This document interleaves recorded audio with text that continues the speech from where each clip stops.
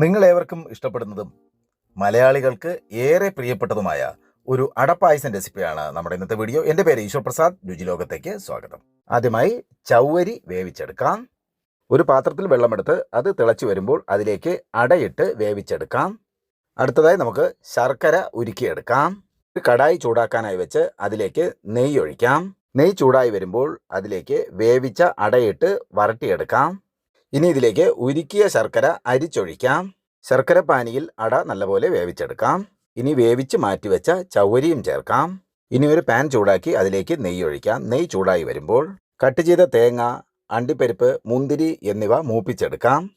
അടുത്തതായി ശർക്കര പാനിയിൽ വേവിച്ച അടയിലേക്ക് തേങ്ങാപ്പാൽ ഒഴിക്കാം. തേങ്ങാപ്പാൽ 1-ാം പാലും 2-ാം പാലും എന്നിവ 2 ഘട്ടങ്ങളിലായിട്ടാണ് ഒഴിക്കുന്നത്. ഷോർട്സിൽ സമയം വളരെ കുറവായതിനാൽ ഈ വീഡിയോയുടെ പൂർണ്ണ രൂപം കാണുവാൻ ഈശ്വർ പ്രസാദ് റെസിപ്പി എന്ന യൂട്യൂബ് ചാനൽ കാണുമെന്ന് പ്രതീക്ഷിക്കുന്നു. ലിങ്ക് ആദ്യ കമൻറ്റായും ഡിസ്ക്രിപ്ഷനിൽ കൊടുത്തേക്കാം. Thanks for watching.